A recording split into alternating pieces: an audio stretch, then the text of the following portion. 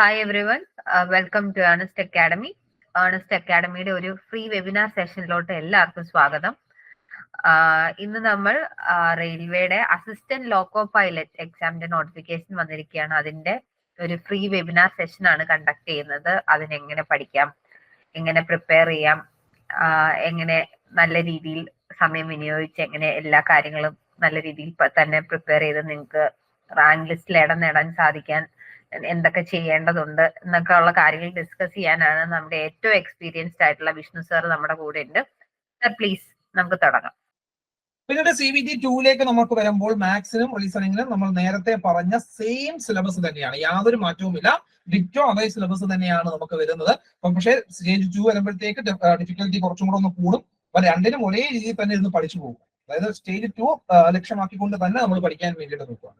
എത്രയും കൂടുതൽ ക്വസ്റ്റ്യൻസ് ചെയ്യാമോ അത്രയും കൂടുതൽ ക്വസ്റ്റ്യൻസ് ചെയ്യുക എന്നുള്ളതാണ് നമ്മുടെ മുമ്പിലുള്ള മാർഗം എന്ന് പറയുന്നത്. ഇപ്പൊ CBT 2 നമുക്ക് ബേസിക് ആയിട്ടുള്ള ജനറൽ ഇന്റലിജൻസ് ആൻഡ് റീസണിങ്ങും മാത്സിനും നമ്മൾ നേരത്തെ പറഞ്ഞ സാധനങ്ങൾ തന്നെയാണ്. അതുകൊണ്ട് വീണ്ടും ഒന്നും കൂടെ പറഞ്ഞു ഞാൻ സമയം കളയുന്നില്ല. പിന്നീട് അതിനകത്ത് വരുന്നത് ബേസിക് സയൻസ് ആൻഡ് എഞ്ചിനീയറിംഗ് ആണ്. ഏകദേശം 50 മാർക്കിനോളം നമുക്ക് എക്സ്പെക്ട് ചെയ്യാം. കാരണം കഴിഞ്ഞ തവണ 40 മാർക്കിനായിരുന്നു. ഇത്തവണ സ്റ്റേജ് 2 നിന്നും ജനറൽ അവയർനെസ് ഒക്കെ എടുത്ത് കളഞ്ഞിട്ടുണ്ട് എന്നാണ് വിശ്വാസം. കാരണം നോട്ടിഫിക്കേഷനിൽ ഈ 3 സെക്ഷൻസ് മാത്രമേ ഞാൻ കണ്ടുള്ളൂ. ഓക്കെ, അപ്പൊ ഇൻ കേസ് എന്തെങ്കിലും മാറ്റം ഉണ്ടെങ്കിൽ റീസെന്റ് ആയിട്ട് അവർ കൊറിയണ്ടം അങ്ങോട്ടേക്ക് പോകുമ്പോൾ അതിനകത്ത് അവർ എന്തെങ്കിലുമൊക്കെ അതിന്റെ കൊറിയണ്ടം വിടും. അപ്പം അതിനകത്ത് നമുക്ക് ഡീറ്റെയിൽ ആയിട്ട് അറിയാൻ വേണ്ടിയിട്ട് പറ്റും. ആസ് ഓഫ് നൗ അതിനകത്ത് ജനറൽ അവയർനെസ് എടുത്ത് കളഞ്ഞേക്കുന്നതായിട്ടാണ് കാണുന്നത് ഇപ്പോഴത്തെ ലേറ്റസ്റ്റ് നോട്ടിഫിക്കേഷൻ പ്രകാരം. പുതിയ കൊറിയണ്ടോ കാര്യങ്ങളോ ഒന്നും ഞാൻ കണ്ടിട്ടില്ല. അപ്പൊ അതും കൂടെ വന്നു കഴിഞ്ഞാൽ മാത്രമേ നമുക്കത് ഒരു ഫൈനലൈസ് ചെയ്ത് നമുക്ക് പറയാൻ പറ്റത്തുള്ളൂ. കാരണം എന്തെങ്കിലും മാറ്റം ഉണ്ടെങ്കിൽ അവർ കൊറിയണ്ടം വിട്ട് അതിനകത്ത് കാര്യങ്ങൾ പറയും. ഓക്കെ, അപ്പൊ അതിനകത്ത് basic science, basic engineering and ഡ്രോയിങ്ങിനകത്ത് വരുന്നത് പലതരത്തിലുള്ള വ്യൂസ് ഉണ്ട്. ഓർത്തോഗണൽ വ്യൂ, അങ്ങനെയൊക്കെയുള്ള പലതരത്തിലുള്ള വ്യൂസ്. ആ വ്യൂസിനെ കുറിച്ച് നമുക്ക് നോക്കണം. അതേപോലെ തന്നെ ഡ്രോയിങ് ഇൻസ്ട്രുമെന്റ്സ് ഏതൊക്കെയാണെന്നുള്ളത് നമുക്ക് നോക്കണം. പലതരത്തിലുള്ള ലൈൻസ്, ജോമെട്രിക് ഫിഗേഴ്സ്, പലതരത്തിലുള്ള എഞ്ചിനീയറിംഗ് സിംബോളിക് റെപ്രസെന്റേഷൻസ് നമുക്ക് വേണം. പലതരത്തിലുള്ള യൂണിറ്റ്സ്, ഫോർ എക്സാമ്പിൾ മാസിന്റെ കിലോഗ്രാം, ലൈറ്റ് ഇന്റൻസിറ്റിയുടെ കാൻഡല, അങ്ങനെയൊക്കെയുള്ള സാധനങ്ങൾ നമുക്ക് വേണം. അതേപോലെ തന്നെ മെഷറിംഗ്മെന്റിന് വേണ്ടിയിട്ട് ഉപയോഗിക്കുന്ന പലതരം ഡിവൈസുകളെ കുറിച്ച് നമുക്ക് വേണം. അതേപോലെ തന്നെ മാസ്, വെയിറ്റ്, ഡെൻസിറ്റി ഇതെന്താണെന്നുള്ള ബേസിക് കോൺസെപ്റ്റ് നമ്മൾ ഫിസിക്സിൽ പഠിച്ചിട്ടുള്ള മാസ്, വെയിറ്റ്, ഡെൻസിറ്റി അതിനെക്കുറിച്ച് ഒരു ബേസിക് ഐഡിയ വേണം. അതിന്റെ ഇക്വേഷൻസ് നമുക്ക് വേണം.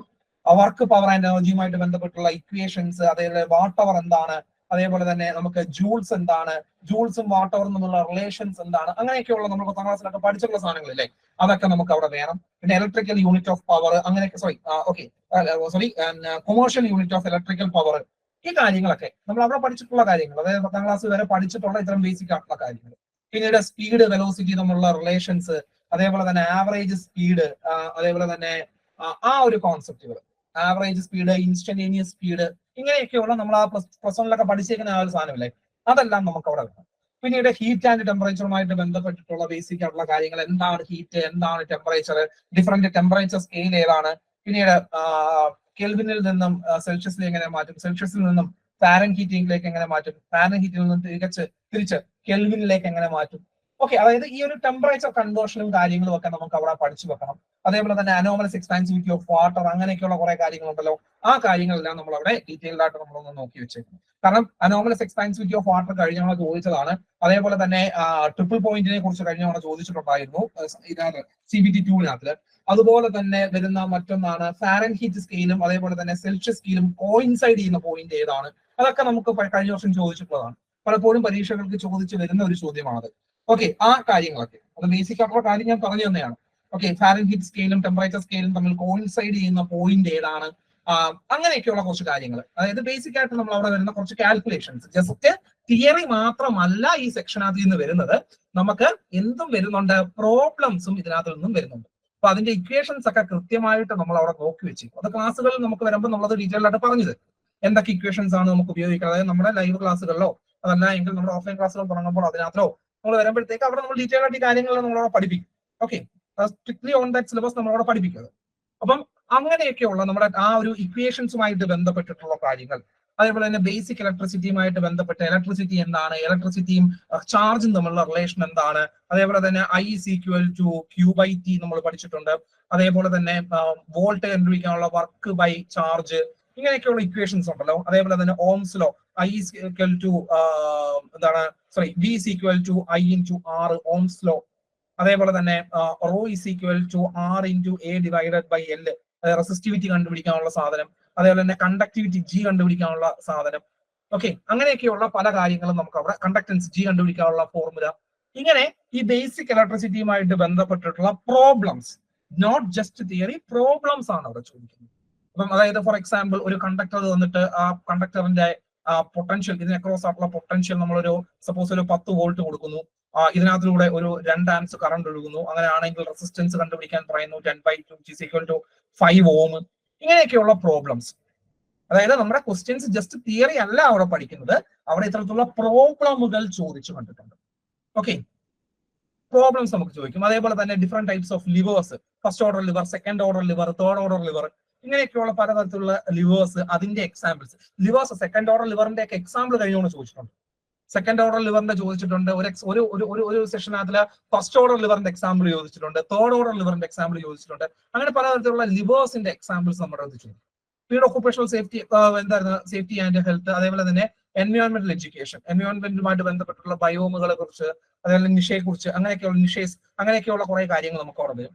പിന്നീട് IT ലിറ്ററസി, അതായത് കമ്പ്യൂട്ടറുമായിട്ട് ബന്ധപ്പെട്ടിട്ടുള്ള ചോദ്യങ്ങൾ, CPU-ന്റെ ക്ലോക്ക് സൈക്കിൾ മെഷർ ചെയ്യുന്ന യൂണിറ്റ് ഏതാണ്, പിന്നെ അതുപോലെ തന്നെ DDR, അങ്ങനെയൊക്കെയുള്ള സാധനങ്ങളുടെ ഫുൾ ഫോം എന്താണ്, അങ്ങനെയൊക്കെയുള്ള ബേസിക് IT ലിറ്ററസിയുമായിട്ട് ബന്ധപ്പെട്ടിട്ടുള്ള കാര്യങ്ങൾ. ഇത്രയുമാണ് നമുക്ക് ബേസിക് സയൻസ് ആൻഡ് എഞ്ചിനീയറിംഗ് 50 മാർക്കിനാണ് ചോദിക്കുന്നത്. അതൊരു ചെറിയ കളിയല്ല, ചുമ്മാ നമ്മൾ സാധാരണഗതിയിൽ എന്താണ് നമ്മൾ PSC എക്സാംസിനൊക്കെ പഠിക്കുന്നത് പോലെ, അല്ലെങ്കിൽ SSC എക്സാംസിനോ റെയിൽവേയുടെ തന്നെ ഗ്രൂപ്പ് ഡിക്കോ അല്ലെങ്കിൽ NTPCക്കോ ഒക്കെ പഠിക്കുന്നത് പോലെ ചുമ്മാ കുറെ സയൻസ് വായിച്ച് വിട്ട് കഴിഞ്ഞാൽ ഈ 50 മാർക്ക് നമുക്ക് പോത്തതേ ഉള്ളൂ. കാരണം സുഖമായിട്ട് നമുക്ക് 50 മാർക്ക് സ്കോർ ചെയ്യാൻ പറ്റുന്ന ഒരു ടോപ്പിക്കാണ്. 50 വാങ്ങിച്ചില്ലെങ്കിൽ ഒരു 45എങ്കിലും നമുക്ക് വിത്തൗട്ട് നെഗറ്റീവ്സ് നമുക്ക് വാങ്ങാൻ പറ്റുന്ന ഒരു ടോപ്പിക്കാണ്. പക്ഷേ അത് പഠിക്കേണ്ടത് അപ് ടു ദ കോർ, അത് അതിന്റെ ഏറ്റവും ബേസ് ആയിട്ടുള്ള കാര്യങ്ങളിൽ പ്രോബ്ലംസ് ഉൾപ്പെടെയുള്ള കാര്യങ്ങൾ, ഇക്വേഷൻസും പ്രോബ്ലംസും എല്ലാം കൃത്യമായിട്ട് നോക്കി പഠിച്ച് മാത്രമേ നമ്മൾ ഈ ഒരു സെക്ഷൻ നമ്മൾ കവർ ചെയ്യാൻ പാടുള്ളൂ. ചുമ്മാ എന്തെങ്കിലും വായിച്ചു വിട്ടിട്ട് കാര്യമില്ല. കൃത്യമായിട്ട് പ്രോബ്ലംസ് ഉള്ളത് പ്രോബ്ലംസ് ചെയ്യണം. ബേസിക് പ്രോബ്ലംസേ ഉള്ളൂ, ജസ്റ്റ് അല്ല വലിയ റോക്കറ്റ് സയൻസ് പ്രോബ്ലംസ് ഒന്നുമില്ല, ചുമ്മാ ബേസിക് സാധനങ്ങൾ മാത്രമേ ഉള്ളൂ. പക്ഷെ ഏറ്റവും കൂടുതൽ കൊണ്ട് തെറ്റിച്ചു വെക്കുന്നത് ഇവിടുന്നാണ് പലപ്പോഴും. കാരണം വെച്ചാൽ നമ്മൾ ചുമ്മാ തിയറി വായിച്ചു പോയിട്ടുണ്ട്, പക്ഷെ ഇക്വേഷൻസ് നമ്മുടെ മനസ്സിൽ വരില്ല. അങ്ങനെ വരുമ്പോൾ കഴിഞ്ഞ തവണയൊക്കെ പലർക്കും പറ്റിയിട്ടുള്ള അബദ്ധമാണ്. ഓക്കെ, അപ്പം അതെല്ലാം നമ്മുടെ NCERT ടെക്സ്റ്റ് ബുക്കിനകത്തുള്ള കാര്യങ്ങൾ തന്നെയാണ് അതിനകത്ത് വെച്ചു. അപ്പൊ അത്രയുമാണ് ബേസിക് സയൻസ് ആൻഡ് എഞ്ചിനീയറിംഗിനകത്ത് നമുക്ക് തരുന്നത്. ഇനി റിലവന്റ് ട്രേഡ്, അതായത് പാർട്ട് ബിയുടെ ക്വാളിഫിക്കേഷനിലേക്ക് നമ്മൾ നോക്കുമ്പോൾ ഇലക്ട്രിക്കൽ എഞ്ചിനീയറിംഗുമായിട്ട് നമുക്ക് ബന്ധപ്പെട്ട് വരുന്ന ടോപ്പിക്സുകൾ, നാഷണൽ ഇലക്ട്രിക്കൽ കോഡ് വരുന്നുണ്ട്. അതേപോലെ തന്നെ കേബിൾ സൈസ് കാര്യങ്ങൾ അതൊക്കെ സെലക്ട് ചെയ്യുന്നത് എങ്ങനെയാണ്, ഡിഫറെന്റ് ടൈപ്സ് ഓഫ് കേബിൾസ് എന്താണ്, ട്രാൻസ്ഫേഴ്സ് അല്ല ട്രാൻസ്ഫോമേഴ്സ് ആണ്, transformers, different types of transformers, auto transformers ഉണ്ട്, സ്റ്റെപ്പ് അപ്പ് സ്റ്റെപ്പ് ഡൗൺ, അതിനകത്ത് ഉപയോഗിക്കുന്ന ഓയിൽ ഏതാണ്, ട്രാൻസ്ഫോമറിനകത്ത് ഉപയോഗിക്കുന്ന ഓയിൽ ഏതാണ്, അതിനകത്ത് ഉപയോഗിക്കുന്ന ബ്രേക്കർ ഏതാണ്, ബ്രേക്കറിനകത്ത് മീഡിയം ഏതാണ്, SF6 പോലുള്ള സാധനങ്ങൾ എന്തൊക്കെയാണ്, അങ്ങനെയൊക്കെയുള്ള കാര്യങ്ങൾ. അതേപോലെ തന്നെ 3 ഫേസ് സിസ്റ്റത്തിനെ കുറിച്ച് നമുക്ക് ചോദിക്കുന്നുണ്ട്, ലൈറ്റിനെ കുറിച്ച് ചോദിക്കുന്നുണ്ട്, അതായത് അതിന്റെ ഇന്റൻസിറ്റി, അങ്ങനെയുള്ള കാര്യങ്ങൾ. അതേപോലെ തന്നെ മാഗ്നറ്റിസവുമായിട്ട് ബന്ധപ്പെട്ടുള്ള കാര്യങ്ങൾ ചോദിക്കുന്നുണ്ട്. പിന്നെ fundamental electrical system, current, voltage, അങ്ങനെയൊക്കെയുള്ള സാധനങ്ങൾ, അതുമായിട്ട് ബന്ധപ്പെട്ട് പവർ ട്രാൻസ്മിഷനോട്ടൊക്കെ ബന്ധപ്പെട്ടുള്ള ഫണ്ടമെന്റൽ ആയിട്ടുള്ള കാര്യങ്ങൾ ചോദിക്കുന്നുണ്ട്. പിന്നെ സിംഗിൾ ഫേസ് മോട്ടറിന്റെ വർക്കിങ്ങുമായിട്ട് ബന്ധപ്പെട്ടുള്ള പല കാര്യങ്ങൾ അതിൽ നിന്ന് ചോദിക്കുന്നുണ്ട്.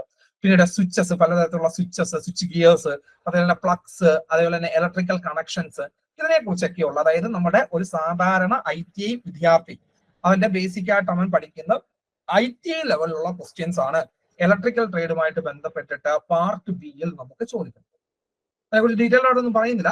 ഓക്കെ, ഇനി അടുത്തത് മെക്കാനിക്കൽ എഞ്ചിനീയറിംഗിലേക്ക് പോകുമ്പോൾ പലതരത്തിലുള്ള ഡയമെൻഷൻസ്, ഹീറ്റിനെ കുറിച്ചുള്ളത്, ഹീറ്റ് എഞ്ചിനുകളെ കുറിച്ച്, ഹീറ്റും അതേപോലെ തന്നെ ടെമ്പറേച്ചറുമായിട്ട് ബന്ധപ്പെട്ടിട്ടുള്ള കാര്യങ്ങൾ, heat engines, turbo machineries, production എഞ്ചിനീയറിംഗുമായിട്ട് ബന്ധപ്പെട്ടിട്ടുള്ളത്, ഓട്ടോമേഷൻ എഞ്ചിനീയറിംഗുമായിട്ട് ബന്ധപ്പെട്ടിട്ടുള്ളത്, അതേപോലെ തന്നെ കൈനറ്റിക് തിയറി ഓഫ് ഗ്യാസസ്, അങ്ങനെയുള്ള സാധനങ്ങളെല്ലാം. പിന്നെ സ്ട്രെങ്ത് ഓഫ് മെറ്റീരിയൽസ്, SOM ചോദിക്കുന്നുണ്ട്. മെറ്റലർജിക്കൽ ഇതുണ്ട്. അതേപോലെ തന്നെ റെഫ്രിജറേറ്റർ ആൻഡ് എയർ കണ്ടീഷനിങ് നമുക്ക് ചോദിക്കുന്നുണ്ട്. Energy and materials, energy conservation management, applied mechanics, കാര്യങ്ങളൊക്കെയാണ് നമുക്ക് അതിനകത്ത് ചോദിക്കുന്നത്. ടൈപ്പ് ചെയ്യാനകത്ത് ചെറിയൊരു മിസ്റ്റേക്ക് വന്നിട്ടുണ്ട്, ഞാൻ ശ്രദ്ധിച്ചത്. ഓക്കെ, അടുത്തത് എന്താണ്, പിന്നീട് ഇലക്ട്രോണിക്സ് എഞ്ചിനീയറിംഗുമായിട്ട് ബന്ധപ്പെട്ടിട്ട് വരാൻ നേരത്തെ ട്രാൻസിസ്റ്റേഴ്സിനെ കുറിച്ച്, അതായത് PNP ട്രാൻസിസ്റ്റേഴ്സ്, അങ്ങനെയുള്ള കാര്യങ്ങളെ കുറിച്ച് നമുക്ക് അതിനകത്ത് ചോദിക്കുന്നുണ്ട്. അതേപോലെ തന്നെ ഡയാസ് അല്ല ഡയാക്കാണ്, ഡയാക്കിനെ കുറിച്ച് നമുക്ക് ചോദിക്കുന്നുണ്ട്. ഡയാക്ക്, അതേപോലെ തന്നെ ട്രയാക്ക്, അതേപോലെ തന്നെ IGBTA പോലുള്ള സാധനങ്ങൾ, ഇങ്ങനെയുള്ള സാധനങ്ങൾ. ഓക്കെ, IGBT, അതേപോലെ തന്നെ മോസ്ഫെറ്റ്, ഇങ്ങനെയൊക്കെയുള്ള കാര്യങ്ങൾ അതിന്റെ ബേസിക്സ് ആയിട്ടുള്ള കാര്യങ്ങളാണ്. ഓക്കെ, എന്താണ് IGBT, എന്താണ് MOSFET, different type of MOSFETs ഏതൊക്കെയാണ്, ട്രയാക്കുകൾ ഏതൊക്കെയാണ്, അതിന് എന്ത് വേണ്ടിയിട്ടാണ് ഇതൊക്കെ സാധനങ്ങൾ ഉപയോഗിക്കുന്നത്. ഓക്കെ, അതേപോലെ തന്നെ ഡിജിറ്റൽ ഇലക്ട്രോണിക്സുമായിട്ട് ബന്ധപ്പെട്ടിട്ടുള്ള പലതരത്തിലുള്ള IC-കളെ കുറിച്ച്, അതേപോലെ തന്നെ JK ഫ്ലിപ്പ് ഫ്ലോപ്പ്, അതേപോലെ തന്നെ SR ഫ്ലിപ്പ് ഫ്ലോപ്പ്, അങ്ങനെയൊക്കെയുള്ള സാധനങ്ങൾ, JK, അതേപോലെ തന്നെ SR ഫ്ലിപ്പ് ഫ്ലോപ്പ്, ഇങ്ങനെയൊക്കെയുള്ള കാര്യങ്ങൾ അവിടെ നമുക്ക് ചോദിക്കും. അതേപോലെ തന്നെ നെറ്റ്വർക്കിംഗ് ആൻഡ് ഇൻഡസ്ട്രിയൽ ഇലക്ട്രോണിക്സ് ചോദിക്കാറുണ്ട്, സെമി കണ്ടക്ടർ ഫിസിക്സ് ചോദിക്കാറുണ്ട്, ഓക്കെ, റോബോട്ടിക്സ് ചോദിക്കാറുണ്ട്, അതേപോലെ തന്നെ റേഡിയോ കമ്മ്യൂണിക്കേഷൻ സിസ്റ്റത്തിനെ കുറിച്ച് ചോദിക്കാറുണ്ട്, ഓക്കെ, സാറ്റലൈറ്റ്സിനെ കുറിച്ച് ചോദിക്കാറുണ്ട്, കമ്പ്യൂട്ടർ ആൻഡ് മൈക്രോ പ്രോസസേഴ്സ്, ഇങ്ങനെയൊക്കെയുള്ള കാര്യങ്ങൾ നമുക്ക് അവിടെ ചോദിക്കാറുണ്ട്. അത്രയുമാണ് ഇലക്ട്രോണിക്സ് എഞ്ചിനീയറിംഗുമായിട്ട് ബന്ധപ്പെട്ടുള്ളത്.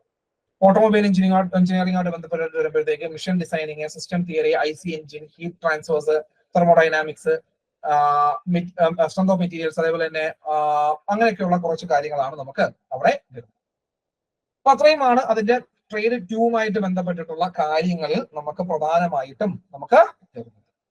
ഇനി അപ്പൊ അതേക്കുറിച്ച് നമുക്ക് അത്രയേ ഉള്ളൂ. അതായത് നിങ്ങളുടെ ട്രേഡുമായിട്ട് ബന്ധപ്പെട്ട് ഓരോരുത്തരുടെയും ഓരോ ട്രേഡുകളാണ് ഉള്ളത്. അപ്പൊ ആ ട്രേഡുമായിട്ട് ബന്ധപ്പെട്ടിട്ട് ITL ലെവലിൽ മാത്രം നമ്മൾ നോക്കിയാൽ, അതേപോലെ ഡീറ്റെയിൽ ആയിട്ട് ഞാൻ പറയുന്നില്ല, ടെക്നിക്കൽ ടോപ്പിക് ആയതുകൊണ്ട് അത് നമുക്ക് അതിനെക്കുറിച്ച് ഞാൻ ഡീറ്റെയിൽ പറയുന്നില്ല. അതുകൊണ്ട് എന്താണ് നിങ്ങളുടെ ടെക്നിക്കൽ മേഖലയുമായിട്ട് ബന്ധപ്പെട്ട് ITL ലെവലിൽ ചോദിക്കുന്ന കാര്യങ്ങൾ മാത്രം നമ്മൾ നോക്കിയിരുന്നത്.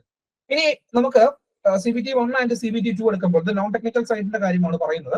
CBT 1 ആൻഡ് CBT 2 എടുക്കുമ്പോൾ നിങ്ങൾക്ക് പ്രധാനമായിട്ടും ഓരോ സബ്ജക്റ്റുമായിട്ട് ബന്ധപ്പെട്ട്, ഞാൻ ഇവിടെ നേരത്തെ നമ്മൾ ആദ്യം ഒരു ഓറിയന്റേഷൻ ക്ലാസ് നടത്തിയപ്പോഴും പിന്നീട് എന്റെ ക്ലാസ്സിൽ സ്ഥിരമായിട്ടിരിക്കുന്ന പിള്ളേരുടെ അടുത്ത് ഞാൻ എപ്പോഴും പറയുന്ന കാര്യമാണ്, നിങ്ങൾ എല്ലാം കൂടെ ഒന്നിച്ചുള്ള പുസ്തകം വാങ്ങാൻ വേണ്ടിയിട്ട് നിൽക്കരുത്. പലതിനും പല പുസ്തകങ്ങൾ വാങ്ങണമെന്ന് ഞാൻ എല്ലാ കുട്ടികളുടെ അടുത്തും പറയുന്നതാണ്. അതിനകത്ത് മിക്ക ആൾക്കാരും അത് വാങ്ങിക്കുകയും ചെയ്തിട്ടുണ്ട്. അപ്പൊ ഇതിനകത്ത് എന്റെ ക്ലാസ്സിലെ റെഗുലർ സ്റ്റുഡൻസ് അല്ലാത്ത കുട്ടികൾക്ക് അടുത്തും കൂടെ ഒന്നുകൂടെ ഞാൻ പറയുകയാണ്, നിങ്ങൾക്ക് RRB ALP എക്സാമുമായിട്ട് ബന്ധപ്പെട്ടിട്ട് നിങ്ങൾ പ്രിപ്പറേഷൻസ് നടത്തുമ്പോൾ നിങ്ങൾ ഫ്ലിപ്കാർട്ടിലോ മറ്റോ ഒക്കെ RRB NTPC അടിച്ചു കൊടുക്കുമ്പോഴത്തേക്ക്, RRB ALP അല്ലെങ്കിൽ RRB JU എന്നോ അടിച്ചു കൊടുക്കുമ്പോഴത്തേക്ക് എല്ലാം കൂടെ അടങ്ങുന്ന റാങ്ക് ഫയൽ പോലെയുള്ള ഒരുപാട് പുസ്തകങ്ങൾ നിങ്ങൾക്ക് കാണാൻ പറ്റും. അതായത് എന്താണ് ദിശയുടെയോ അല്ലെങ്കിൽ വേറെ ഏതെങ്കിലും ഒക്കെ നമുക്ക് ഏതെങ്കിലും ഒക്കെ നോർത്ത് ഇന്ത്യയിലുള്ള നമ്മൾ കേട്ടിട്ടില്ലാത്ത പബ്ലിഷേഴ്സിന്റെ കുറെ പുസ്തകങ്ങൾ നമുക്ക് കാണാൻ പറ്റും. പക്ഷെ അങ്ങനെയുള്ള പുസ്തകങ്ങൾ നിങ്ങൾ വാങ്ങിക്കാൻ നിന്നാൽ it is utter waste of മണിയാണ്. നിങ്ങളുടെ പൈസ പോകും എന്നല്ലാതെ നിങ്ങൾക്ക് ആ പുസ്തകം കൊണ്ട് യാതൊരു ഗുണവും നിങ്ങൾക്ക് ഇല്ല എന്ന് മാത്രമേ എനിക്ക് പറയാൻ പറ്റൂ. കാരണം ഇതിനകത്തിലെല്ലാം തന്നെ എല്ലാ പോർഷൻസും ഒരു അവിയൽ പരുവത്തിൽ തന്നേക്കും. ചിലതിനകത്തൊക്കെ ഒന്ന് ഓർഗനൈസ്ഡ് ആയിരിക്കും. എന്നാലും നമുക്ക് കിട്ടുന്ന മെറ്റീരിയൽസ് അല്ലെങ്കിൽ ഓരോന്ന് എല്ലാം കൂടെ ഉള്ള ഒറ്റ ഒരു ബുക്ക് വാങ്ങിച്ചു കഴിഞ്ഞാൽ നമുക്ക് കിട്ടുന്ന മെറ്റീരിയൽസ് ലിമിറ്റഡ് റിസോഴ്സസ് മാത്രമായിരിക്കും അതിലുള്ളത്. അതായത് നമുക്ക് ആവശ്യമായിട്ടുള്ള അല്ലെങ്കിൽ നമ്മുടെ പ്രിപ്പറേഷൻസിനെ ഒന്ന് ബൂസ്റ്റ് ചെയ്യാൻ പറ്റുന്ന യാതൊരു സാധനങ്ങളും അതിനകത്ത് കാണില്ല. ജസ്റ്റ് ബേസിക് ഐഡിയ മാത്രമേ നമുക്ക് അതിൽ നിന്നും കിട്ടത്തുള്ളൂ. ഓരോ ടോപ്പിക്കുകളും മാത്സിന് അതിൻ്റെതായിട്ടുള്ള ഇമ്പോർട്ടൻസ് ഉണ്ട്, ജനറൽ അവയർനെസ്സിന് അതിൻ്റെതായിട്ടുള്ള ഇമ്പോർട്ടൻസ് ഉണ്ട്, ജനറൽ സയൻസിന് അതിൻ്റെതായിട്ടുള്ള ഇമ്പോർട്ടൻസ് ഉണ്ട്, ബാക്കിയുള്ളതിനെല്ലാം അതിൻ്റെതായിട്ടുള്ള ഇമ്പോർട്ടൻസ് ഉണ്ട്. ഓക്കെ, അപ്പോ ഓരോ ബുക്കിനും അല്ലെങ്കിൽ ഓരോ സെക്ഷൻസിനും മാത്സ് ആണെങ്കിൽ മാത്സിന് സെപ്പറേറ്റ് ആയിട്ടുള്ള പുസ്തകങ്ങളുണ്ട്. അതേപോലെ തന്നെ റീസണിങ് ആണെങ്കിൽ റീസണിങ് സെപ്പറേറ്റ് ആയിട്ടുള്ള ബുക്കുണ്ട്. സയൻസ് ആണെങ്കിൽ സയൻസിന് സെപ്പറേറ്റ് ആയിട്ടുള്ള ബുക്കുകളുണ്ട്. ഈ ബുക്കുകളെല്ലാം തന്നെ നിങ്ങൾ സെപ്പറേറ്റ് ആയിട്ട് വാങ്ങാൻ വേണ്ടിയിട്ട് നോക്കുക. ഇതിനകത്ത് മാത്സിന്റെ പുസ്തകമാണ് എങ്കിൽ നമ്മൾ സാധാരണഗതിയിൽ മാത്സ് അതേപോലെ തന്നെ റീസണിങ്ങിന് നമ്മൾ പ്രിഫർ ചെയ്യുന്നത് SSCയുമായിട്ട് ബന്ധപ്പെട്ടിട്ടുള്ള പ്രീവിയസ് ഇയർ ക്വസ്റ്റ്യൻസ് റെഫർ ചെയ്യാനാണ് ഞാൻ എപ്പോഴും പറയുന്നത്. കാരണം ഈ എക്സാമിന്റെ മാത്സും റീസണിങ്ങും SSC ലെവലിലുള്ള എക്സാമാണ്. SSCയുടെ ഒരു CHSലോ അല്ലെങ്കിൽ CGL ലെവലിലോ ഒക്കെയാണ് സാധാരണഗതിയിൽ ഇതിനകത്ത് നിന്നും അല്ലെങ്കിൽ അതേ മോഡലിലുള്ള അതേ ലെവലാണ് എന്ന് നമുക്ക് പറയാൻ പറ്റത്തില്ല. കാരണം ലെവൽ കുറച്ചും കൂടെ താഴെയാണ് നിൽക്കുന്നത്. CGLുമായിട്ടൊക്കെ കമ്പയർ ചെയ്യുമ്പോൾ ഏകദേശം അതേ മോഡലിലുള്ള ക്വസ്റ്റ്യൻസ്, CGLനൊക്കെ ചോദിക്കുന്ന മോഡലിലുള്ള ക്വസ്റ്റ്യൻസ് ആണ് റെയിൽവേയുടെ എക്സാമുകളിൽ, ടെക്നിക്കൽ ആയിക്കൊള്ളട്ടെ നോൺ ടെക്നിക്കൽ ആയിക്കൊള്ളട്ടെ, എക്സാമുകളുടെ നോൺ ടെക്നിക്കൽ പാർട്ടുകളിൽ. കാരണം ടെക്നിക്കൽ എക്സാം ആണെങ്കിലും നോൺ ടെക്നിക്കൽ പാർട്ടാണ് ടെക്നിക്കൽ എക്സാം ആണെങ്കിലും ഒരു നോൺ ടെക്നിക്കൽ പാർട്ട് അവിടെ എപ്പോഴും കമ്പൽസറി ആയിട്ട് കാണും. ആ നോൺ ടെക്നിക്കൽ പാർട്ടിൽ നമുക്ക് ചോദിക്കുന്നത് എപ്പോഴും SSC ലെവലിലുള്ള ക്വസ്റ്റ്യൻസ് ആണ്, അല്ലെങ്കിൽ SSC മോഡലിലുള്ള, ലെവൽ എന്ന് പറയാൻ പറ്റില്ല, മോഡലിലുള്ള ക്വസ്റ്റ്യൻസ് ആണ്. അപ്പം ബെസ്റ്റ് സ്ട്രാറ്റജി, ഫോർ എക്സാമ്പിൾ ഞാൻ പഠിപ്പിക്കുന്നത് മാത്സും റീസണിങ്ങും ആയതുകൊണ്ട് അതിനെക്കുറിച്ച് ആദ്യം ഞാൻ പറയും.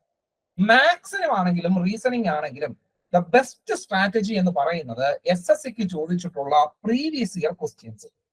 പ്രീവിയസ് ഇയർ ക്വസ്റ്റ്യൻസ് എന്ന് പറയുമ്പോഴത്തേക്ക് ഏകദേശം ഒരു 97 മുതലുള്ള ക്വസ്റ്റ്യൻസ് നമുക്ക് അവൈലബിൾ ആണ്.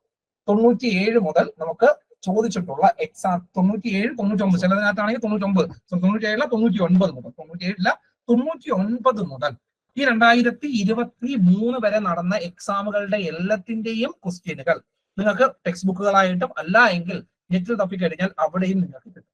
പ്രധാനമായിട്ടും ഞാൻ സജസ്റ്റ് ചെയ്യുന്ന പുസ്തകം ഏതാണ് എന്ന് ചോദിച്ചു കഴിഞ്ഞാൽ, നിങ്ങളൊരു ബിഗിനർ ആണ്, അതായത് നിങ്ങൾക്ക് മാത്സിനെ കുറിച്ച് വലുതായിട്ടൊന്നും നിങ്ങൾക്ക് അറിയില്ല, നിങ്ങൾക്ക് ഏറ്റവും ബേസ് ആയിട്ട് നിൽക്കുവാണ്, അങ്ങനെയാണ് എങ്കിൽ നിങ്ങൾക്ക് സെക്ഷൻ വൈസ് ആയിട്ട് നിങ്ങൾക്ക് തരംതിരിച്ചിട്ടുള്ള ഒരു പുസ്തകമാണ് കിരൺസിന്റെ SSC മാത്തമാറ്റിക്സ്. ഏതാണ്? കിരൺസിന്റെ SSC മാത്തമാറ്റിക്സ് ബുക്ക്. ഇതാണ് ഞാൻ ആദ്യം, അതായത് നിങ്ങളുടെ ലെവൽ ഏറ്റവും ലോവർ ലെവലിലാണ് കിടക്കുന്നതെങ്കിൽ, അതായത് നിങ്ങൾക്ക് ആദ്യം മുതൽ പഠിച്ചു തുടങ്ങണമെങ്കിൽ നിങ്ങളെ ഏറ്റവും കൂടുതൽ ഹെൽപ്പ് ചെയ്യുന്ന ഒരു പുസ്തകം താണ്ടെ ഈ കിരൺസിന്റെ ചാപ്റ്റർ വൈസ് ആയിട്ട് ടൈപ്പ് വൈസ് SSC മാത്സിന്റെ ക്വസ്റ്റ്യൻ പേപ്പർ കിട്ടും. അതിനകത്ത് പ്രീവിയസ് ഇയറിൽ ചോദിച്ചിട്ടുള്ള ക്വസ്റ്റ്യൻസ് എല്ലാം തന്നെ അതിനകത്തിലുണ്ട്. അത് ഓരോന്നും സെക്ഷൻ വൈസ് ആയിട്ട്, ഓരോന്നും ടൈപ്പ് വൈസ് ആയിട്ട്, അതായത് ഒരേ ടൈപ്പ് വരുന്ന ക്വസ്റ്റ്യനുകളെല്ലാം ഒന്നിച്ചതിനകത്ത് സോർട്ട് ചെയ്തിട്ടുണ്ട്. അപ്പം ഒരു ബിഗിനർ ആയിട്ടുള്ള ആൾക്കാരാണ് എങ്കിൽ ഞാൻ എപ്പോഴും നിങ്ങളുടെ അടുത്ത് പറയുന്ന കാര്യം, ഈ ഒരു പുസ്തകം കിരൺസിന്റെ SSC മാത്തമാറ്റിക്സ് പുസ്തകം വാങ്ങുന്നതായിരിക്കും നിങ്ങൾക്ക്, പ്രീവിയസ് ഇയർ ക്വസ്റ്റ്യൻസിന്റെ പുസ്തകം വാങ്ങുന്നതായിരിക്കും നിങ്ങൾക്ക് എപ്പോഴും ആസ് എ ബിഗിനർ നിങ്ങൾക്ക് നല്ലത്. ഇനി നിങ്ങൾ ഒരു ബിഗിനർ അല്ല, കുറച്ച് അത്യാവശ്യം ബേസിക് ആയിട്ടുള്ള കാര്യങ്ങളൊക്കെ അറിയാമെങ്കിൽ നിങ്ങൾക്ക് ഈ SSCയുടെ കിരൺസിന്റെ ബുക്ക് വാങ്ങണമെന്നില്ല, കിരൺസിന്റെ SSCയുടെ ബുക്ക് വാങ്ങണമെന്നില്ല, വാങ്ങിച്ചു കഴിഞ്ഞാൽ കുഴപ്പമില്ല.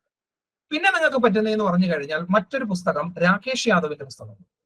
രാകേഷ് യാദവും അതേപോലെ തന്നെ കിരൺസിന്റെ പുസ്തകവും കമ്പയർ ചെയ്യുമ്പോൾ ഉണ്ടാവുന്ന ഒരു ബെനിഫിറ്റ്, അതായത് രാകേഷ് യാദവിന്റെ പുസ്തകത്തിൽ കാണപ്പെടുന്ന ഒരു മെറിറ്റ് എന്താണെന്ന് ചോദിച്ചു കഴിഞ്ഞാൽ, കുറച്ചും കൂടെ എക്സാം ഓറിയന്റഡ് ആയിട്ട് ഷോർട്ട് കട്ട് ബേസ്ഡ് ആയിട്ടായിരിക്കും രാകേഷ് യാദവിന്റെ പുസ്തകത്തിൽ കിടക്കുന്നത്. കുറച്ചും കൂടെ ഷോർട്ട് കട്ട് ഓറിയന്റഡ് ആയിട്ടായിരിക്കും രാകേഷ് യാദവിന്റെ പുസ്തകത്തിൽ കിടക്കുന്നത്. മറ്റേ കിരൺസിന്റെ ബുക്കിൽ അത്രയ്ക്ക് അങ്ങ് ഷോർട്ട് കട്ട് ഓറിയന്റഡ് അല്ല. ഓക്കെ, ഷോർട്ട് കട്ട്സ് വലുതായിട്ട് അറിയാറില്ല. പക്ഷെ ഇതിനകത്തിൽ കുറച്ചും കൂടെ കൂടുതൽ നിങ്ങൾക്ക് ഷോർട്ട് കട്ട്സ് കാണാൻ പറ്റും. പക്ഷേ സെക്ഷൻ വൈസ് ആയിട്ട് അവിടെ തിരിച്ചിട്ടില്ല, ടൈപ്പ് വൈസ് ആയിട്ട് തിരിച്ചിട്ടില്ല. കാരണം എല്ലാ ഇത് പാർട്സും ഒരു അവിയൽ പരുവത്തിലാണ് അതിൽ മിക്സ് ചെയ്ത് നടക്കുന്നത്. Four example ratio and proportion വരികയാണെങ്കിൽ ചോദിച്ചിട്ടുള്ള ക്വസ്റ്റ്യൻസ് എല്ലാം അവിടെ എല്ലാ ക്വസ്റ്റ്യൻസും കാണും, പക്ഷെ എല്ലാം ഒരു അവിയൽ പരുവത്തിലായിരിക്കും കാണുന്നത്. അപ്പം SSC മാത്സിന് നിങ്ങൾക്ക് രണ്ട് പുസ്തകങ്ങളുണ്ട്. ഒന്ന് എന്താണ്, നിങ്ങൾക്ക് പ്രീവിയസ് ഇയർ ക്വസ്റ്റ്യൻസ് മാത്രമായിട്ടുള്ള ക്വസ്റ്റ്യൻസ് കിട്ടും. അതല്ല എങ്കിൽ നിങ്ങൾക്ക് പിന്നീട് നിങ്ങൾക്ക് ക്ലാസ് നോട്ട്സ്, അതായത് ഷോർട്ട് കട്ടുകളാണ് നിങ്ങൾക്ക് വേണ്ടത്. ഇതെന്ന് പറഞ്ഞാൽ പ്രീവിയസ് ഇയർ ക്വസ്റ്റ്യൻസ് ആണ്.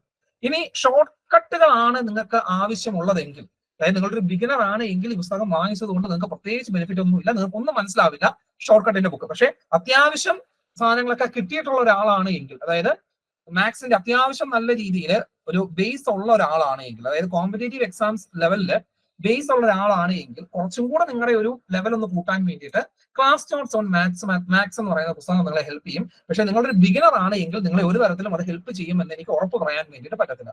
ഈ ഒരു പുസ്തകം, അതായത് ക്ലാസ് നോട്ട്സ് ഓൺ മാത്സ് എന്ന് പറയുന്നത് കുറച്ചും കൂടെ ലെവൽ കൂടിയ പിള്ളേർക്ക്, അതായത് കുറച്ചും കൂടെ നിങ്ങൾക്ക് അതിന്റെ ബേസിക്സ് എല്ലാം നിങ്ങൾക്ക് അറിയാം, നിങ്ങൾക്ക് എവിടെന്നെങ്കിലും ഒക്കെ അതിന്റെ ക്ലാസ് കിട്ടിയിട്ടുണ്ട്. ഇനി ഫർദർ നിങ്ങൾക്ക് കുറെ കാര്യങ്ങളും കൂടെ നിങ്ങൾക്ക് എക്സ്പ്ലോർ ചെയ്യണമെങ്കിൽ this is one of the best option for those people. Basic ബിഗിനേഴ്സിനെ ഒരിക്കലും ഞാൻ ഇത് പ്രിഫർ ചെയ്യത്തില്ല. പിന്നീട് പ്രീവിയസ് ഇയർ ക്വസ്റ്റ്യൻസ് കിട്ടണമെങ്കിൽ SSC mathematics previous year questions ഉള്ള പുസ്തകം കിട്ടും. അതുപോലെ തന്നെ ലേറ്റസ്റ്റ് ആയിട്ട് വന്നേക്കുന്ന ഒന്നാണ് ഗഗൻ പ്രതാപിന്റെ പുസ്തകം.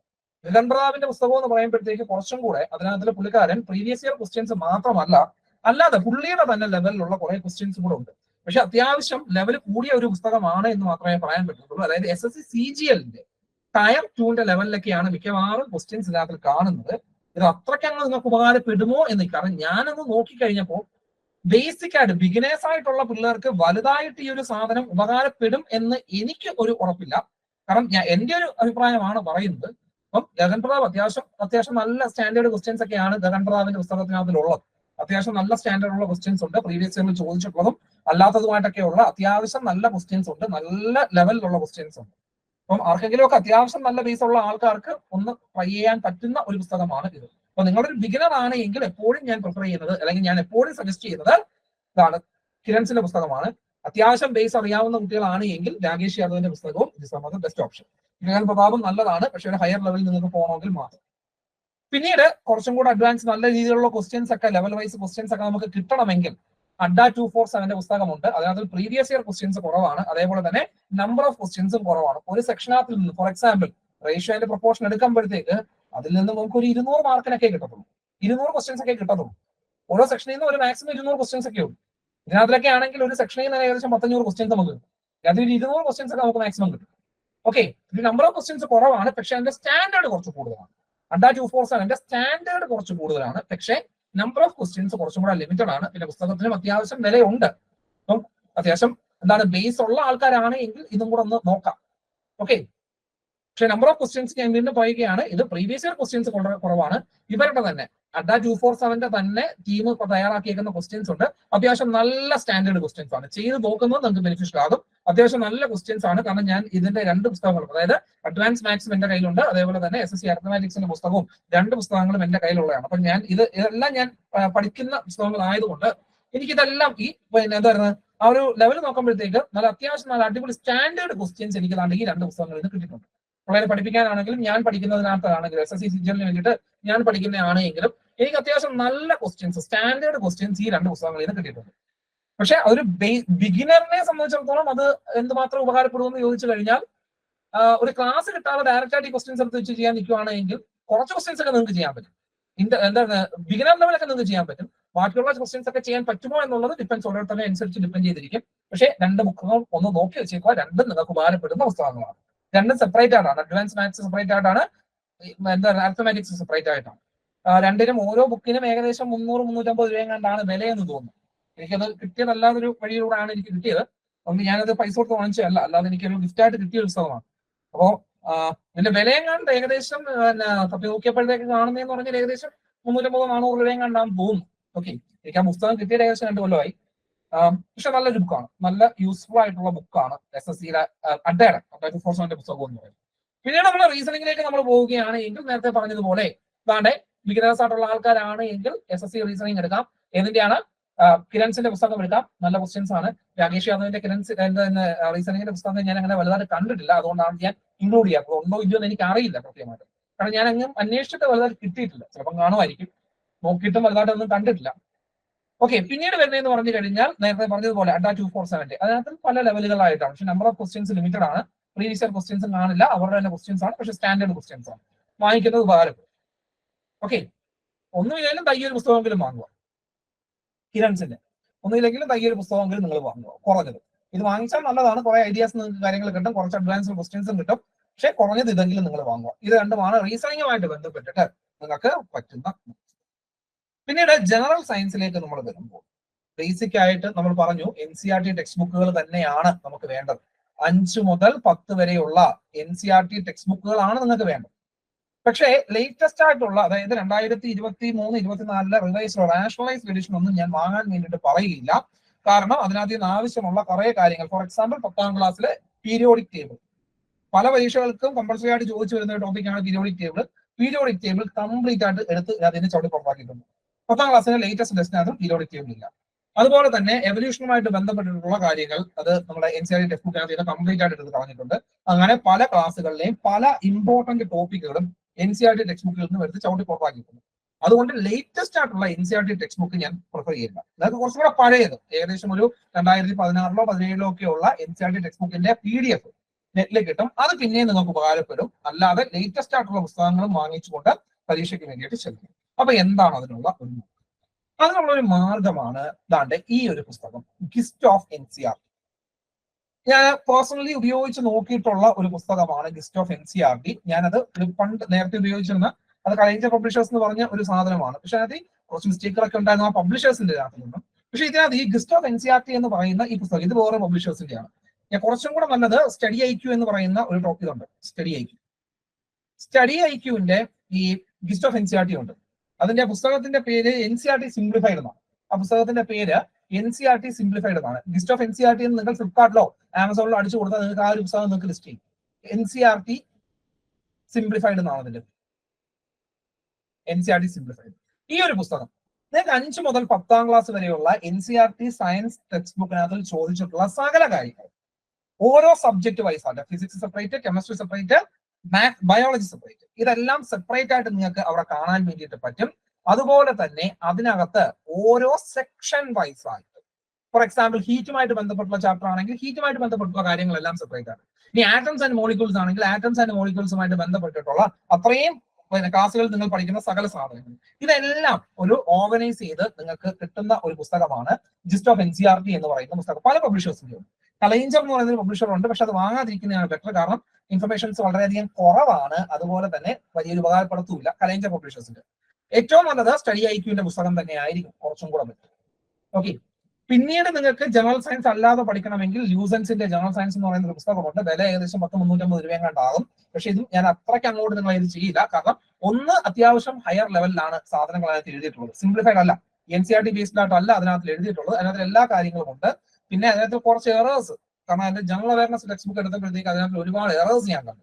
അതുകൊണ്ട് ഇതിനകത്ത് ഈ ലൂസൻസിന്റെ ബുക്കിന്റെ ഉപയോഗം, ജനറൽ അവയർനെസിന്റെ പുസ്തകത്തിന്റെ ഉപയോഗം ഞാൻ ഒരിക്കൽ നിർത്തിയതാണ്. കാരണം അതിനകത്ത് പല കാര്യങ്ങളും, അതായത് ബേസിക് ആയിട്ടുള്ള പല കാര്യങ്ങളും അതിനകത്ത് തെറ്റായിട്ട് കൊടുത്തിട്ടുണ്ട് ലൂസൻസിന്റെ ബുക്കിനകത്ത്. പലരും ലൂസൻസിന്റെ ബുക്ക് പറയുന്നുണ്ടെങ്കിലും ജനറൽ സയൻസ് വലിയ കുഴപ്പമില്ല, പക്ഷെ കുറച്ചും കൂടെ ലെവൽ കൂടുതലാണേ ഉള്ളൂ. ചിലപ്പോൾ ബിഗിനേഴ്സ് ആയിട്ടുള്ള ആൾക്കാർക്ക് ചിലപ്പോൾ പെട്ടെന്ന് അവിടെ അങ്ങ് ദഹിക്കത്തില്ല. ബിഗിനേഴ്സ് ആയിട്ടുള്ള ആൾക്കാരാണെങ്കിലും അല്ലാത്തവരാണെങ്കിലും ലിസ്റ്റ് ഓഫ് NCERT തന്നെയാണ് ബെറ്റർ. ജനറൽ സയൻസ് വേണമെങ്കിൽ, ലൂസൻസിന്റെ ബുക്ക് വേണമെങ്കിൽ നിങ്ങൾക്ക് വാങ്ങാം, നിർബന്ധമില്ല. പക്ഷേ ജിസ്റ്റ് ഓഫ് NCERT അത് സ്റ്റഡി ഐക്യുവിന്റെ ആണ് കുറച്ചും കൂടെ ബെറ്റർ ആയിട്ടുള്ളത്. അല്ലാതെ 2 പബ്ലിഷേഴ്സ് ഉണ്ട്. സ്റ്റഡി ഐക്യുവിന്റെ കുറച്ചും കൂടെ സ്റ്റാൻഡേർഡ് ആണ് സാധനം. ഓക്കെ, അപ്പം ഒന്നെങ്കിൽ നിങ്ങൾ അത് വാങ്ങുക. അതായത് സയൻസും ഉണ്ട്, ടെക്നോളജിയും ഉണ്ട്, എല്ലാം കിടപ്പുണ്ട്. സയൻസ് NCERT ബേസ്ഡ് ആയിട്ടുള്ള എല്ലാ സാധനങ്ങളും ഉണ്ട്. NCERT സിംപ്ലിഫൈഡ് എന്നാണ് അതിന്റെ പേര്. ജിസ്റ്റ് ഓഫ് NCERT എന്ന് അടിച്ചു കൊടുക്കുമ്പോൾ തന്നെ നമുക്ക് സാധനം കിട്ടും. ഇതിന്റെ തന്നെ ഈ ജിസ്റ്റ് ഓഫ് NCERT തന്നെ ഹിസ്റ്ററി ഉണ്ട്, പൊളിറ്റിക്സ് ഉണ്ട്, അതേപോലെ തന്നെ ജോഗ്രഫി, ഇതെല്ലാ സബ്ജക്ട്സും നമുക്ക് കിട്ടും.